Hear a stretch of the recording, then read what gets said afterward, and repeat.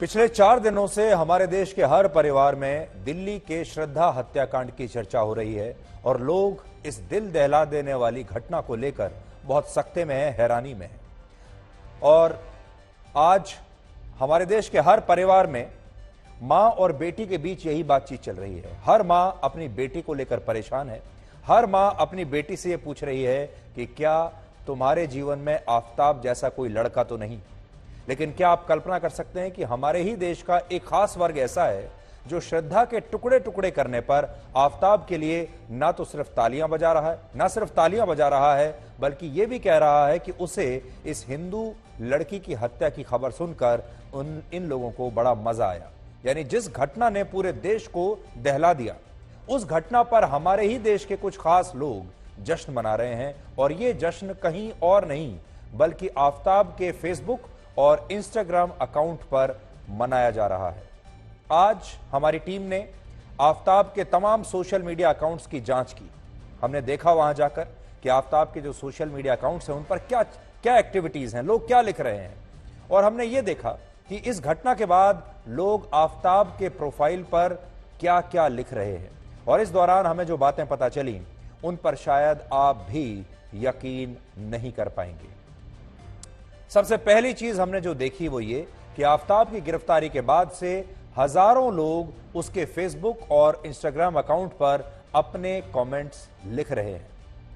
और यह बात जानकर आपको और भी आश्चर्य होगा कि आफताब ने फूड ब्लॉगिंग के लिए इंस्टाग्राम पर जो अपना अलग अकाउंट बनाया था, उसके फॉलोअर्स की संख्या में पिछले 5 दिनों में जबरदस्त वृद्धि हुई है। यानी आफताब के फॉलोअर्स लगातार बढ़ रहे हैं। पिछले 5 दिनों में उसके फॉलोअर्स की संख्या बढ़कर लगभग 30,000 हो गई है। सोचिए ये कौन से लोग हैं जो इस घटना के बाद आफताब को उसके इंस्टाग्राम पर फॉलो कर रहे हैं। और इसके अलावा आफताब का जो फेसबुक अकाउंट है उस पर जो तस्वीरें पोस्ट की गई थी आफताब द्वारा, उन पर भी हजारों लोग अब कमेंट्स लिखकर इस घटना पर खुशी जता रहे। देखो, आप देखिए, आज मैं उन सब का एक प्रिंट आउट आपके सामने लेकर आया हूं और इनमें क्या लिखा है आपको पढ़कर बताता हूं। जैसे इसमें आतिफ नाम के एक शख्स ने लिखा है कि आफताब ने श्रद्धा की आत्मा को परमात्मा से मिला दिया, यह इसमें लिखा है। दानिश नाम का एक और यूजर लिखता है कि भाई बहुत अच्छा किया, मजा आ गया सुनकर। और शायान खान नाम का एक और व्यक्ति ऐसी बातें लिख रहा है जो कहते हुए भी बड़ा दुख होता है। यानी ये तमाम लोग श्रद्धा की मौत का जश्न मना रहे हैं और इससे ज्यादा दुर्भाग्यपूर्ण बात हमारे देश के लिए और हमारे समाज के लिए कुछ हो नहीं सकती। ये हमने आपको सिर्फ कुछ रिएक्शंस पढ़कर सुनाए हैं। आज बड़ी संख्या में हमने देखा कि आफताब के सोशल मीडिया अकाउंट्स पर बहुत एक्टिविटी है, लोग जा रहे हैं, लिख रहे हैं। और कई तो इतनी आपत्तिजनक टिप्पणियां हैं कि हम आपको पढ़कर ना तो सुना सकते हैं, सुनाना भी नहीं चाहिए। लेकिन यह बहुत ही दुखद बात है। इस हत्याकांड को लेकर आज कई अहम जानकारियां भी हमें पता चली हैं। लेकिन जो बड़ी बात है वो ये है कि हम जितना ज्यादा धर्मनिरपेक्ष होने की कोशिश करते हैं, हम जितना ज्यादा लोकतांत्रिक होने की कोशिश करते हैं, हमारे देश के कुछ लोग ऐसे हैं जो हमें लोकतांत्रिक होने नहीं देते। हमारे देश में कुछ लोग ऐसे हैं जो सिर्फ नफरत का कारोबार करते हैं। हमारे देश में ऐसे लोग हैं आज भी जो खुलेआम सोशल मीडिया अकाउंट्स पर, सोशल मीडिया पर आफताब जैसे दरिंदे को भी अपना कहकर बुला रहे हैं, उसे भी कह रहे हैं कि आपने ठीक किया।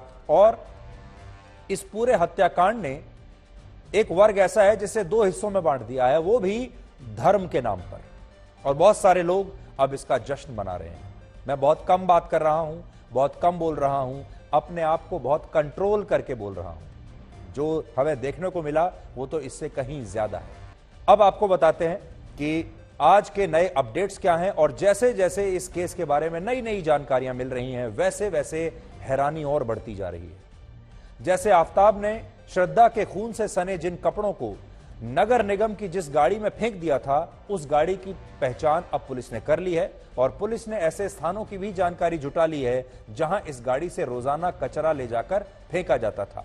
अब इन दोनों स्थानों पर श्रद्धा के कपड़ों की पहचान के लिए एक सर्च अभियान चलाया जाएगा।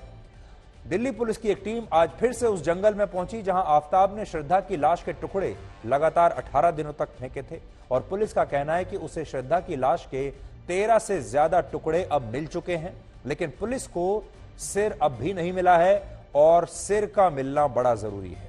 लेकिन बड़ी बात यह है कि आफताब ने पूछताछ में यह कबूल किया है कि उसने श्रद्धा के शव के टुकड़े करने के बाद उसकी पहचान छिपाने के लिए उसके चेहरे को यानी उसके सिर को जला दिया है और जलाकर नष्ट कर दिया है। बड़ी बात यह है, इसलिए अब आस्था का सिर पुलिस को कभी नहीं मिलेगा क्योंकि आफताब ने उसे जला दिया था, ऐसा आफताब ने आज बताया है। इसके अलावा दिल्ली पुलिस को अब तक श्रद्धा का मोबाइल फोन और हत्या में इस्तेमाल होने वाला हथियार नहीं मिला है और पुलिस इनकी तलाश में इस समय भी लगातार काम कर रही है। एक और अपडेट यह है कि फोरेंसिक टीम को आफताब के फ्लैट में सिर्फ एक जगह खून के निशान मिले हैं और वो जगह है किचन।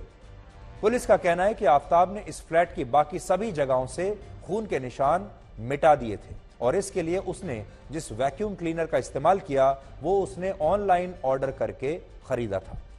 यह भी कहा जा रहा है कि आफताब ने श्रद्धा के शव के टुकड़े करने में 10 घंटे का समय लगाया और इस दौरान वो लगातार शराब पीता रहा, सिगरेट पीता रहा और हैरानी की बात यह है कि हत्या वाले दिन उसने जब ऑनलाइन खाना ऑर्डर किया तो उसने 2 लोगों का खाना मंगवाया, एक का नहीं मंगवाया।